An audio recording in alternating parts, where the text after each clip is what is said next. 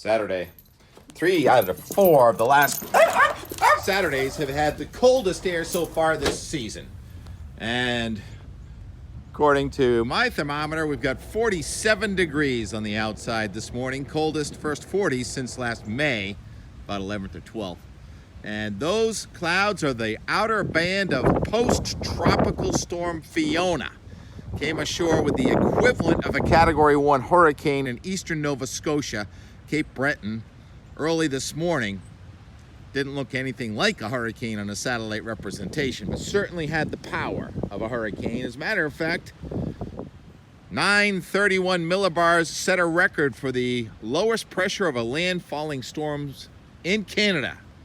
I think we have a new perfect storm because it wasn't a hurricane. You look at the gradient on either side of Fiona, and not only is it a record low barometer, it's a incredibly high barometer to the east and to the west. 1035 high east of Fiona. That makes it 103 millibar gradient. 1022 high feeding our cold air this morning. That's close to a 90 degree millibar gradient. So if you add up all those things, it's almost a 200 millibar gradient across from North America to the North Atlantic. So Fiona is almost the equivalent of a perfect storm. Perfectly devastating if you were in the heart of it, not in eastern Nova Scotia. It's in the Gulf of St. Lawrence now with about 70 or 80 miles an hour wind. Came ashore with about 95, 100 mile an hour sustained. There was a buoy just south of the storm that measured 55-foot waves with a 17-second period. Block Island maxed out yesterday with about a 12-foot swell and a 20-second period. I don't think I've ever seen a 20-second period. That's just a monster strong wave. A lot of images and videos of that. At the same time, talk about surf, ski, weather. It was snowing on the tops of our mountains. I saw some video from Whiteface and Sugarbush and Mount Washington this morning. The sun is coming out, and from Wildcat, it doesn't look like much, but it looks like another planet there with the tower cam at Mount Washington, where the wind gusted to 116 miles an hour. So this is all just a combination of the seasons blending. Look at the grass. I need to mow. Come on. I was too busy yesterday just watching weather. It was really interesting. So what's happening now? Well, Fiona's going to kind of slow down there in eastern Canada, and our wind is only going to gradually decrease. We're still going about 30 knots or so. Gusts 30 knots on the waters here at Cape Cod Bay, Nantucket Sound. The ferries to Nantucket, fast ferry, canceled this morning, but we will gradually release maybe some nice sailing weather here, and might get out with Doug on his why not this afternoon with the sunshine. Sunburn weather today. Wind only gradually diminishes near 70 degrees.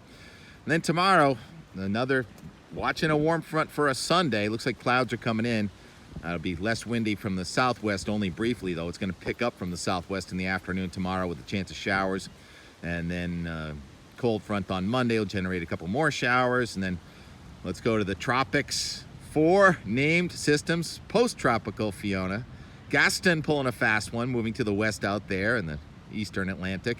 And Ian was supposed to be Hermine, became Ian because we had that system off of Africa getting the H, and now I will be watching the I storm. So let's go to Monday, south of Cuba. Ian looking like it's going to become a hurricane. Wednesday, the guidance, this is the Euro, and most of the guidance has shifted west. Tampa, Wednesday. And then raking the coast of Florida, west coast of Florida, Wednesday, Atlanta, Georgia. And now it's going to become a post-tropical because we have another cold front coming into New England, so it's going to be colder air here, second half of next week. And it looks like next weekend, the remnant of Ian is broken up with a portion of rain coming across southern New England next weekend. So that's kind of going to disrupt our series of Friday, Saturday high-pressure systems. So, of course, this is not etched in stone, but that's certainly better news for us than it did look like yesterday. And then behind that, the 10-day forecast has the remnant of Ian becoming a blizzard in Labrador. And that would be more cold air coming in here in about 10 days or so. So surf, ski, weather seasons are overlapping now. We're not skiing quite yet, and the surf is pretty much pulverized because of that northwest wind yesterday. So we don't really have any surf around here. Maybe still some kiteboarding, and we'll leave you with some kiteboarding and watching the animals play and the people play in the very windy weather yesterday here in the backyard. Watching the kiteboarder over there, Steve?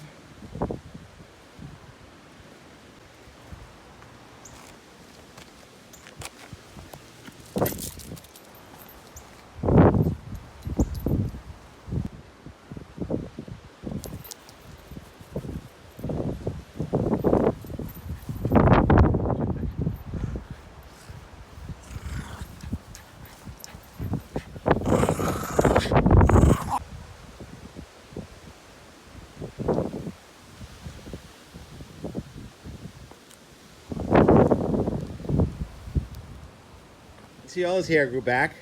You know it would, right? Oh, I shaved a little bit there too.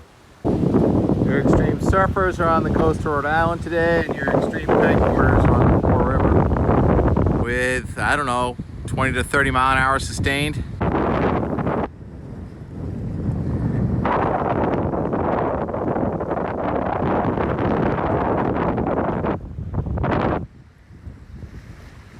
I know what's gonna happen. I think we're gonna have a flyby or over. Here's the shadow.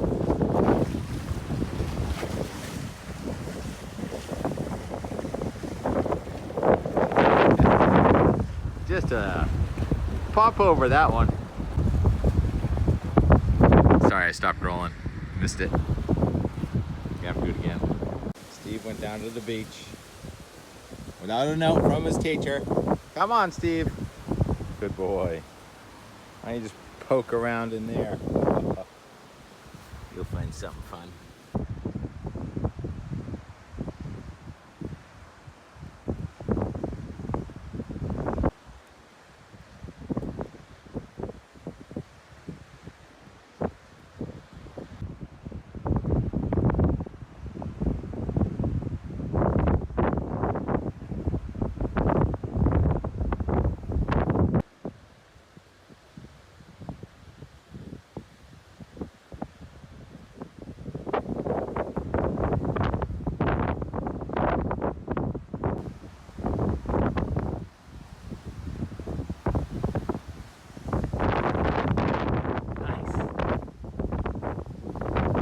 Trying to get a video of both you guys together. They're pretty close. I almost had a couple of those 20-foot high launches. Hello, high five.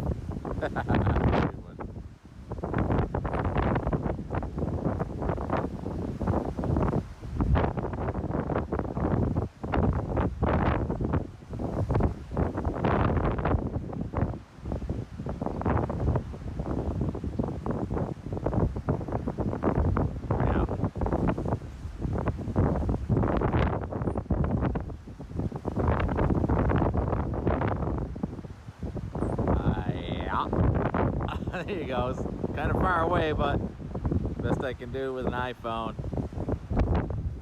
Those sets breaking outside.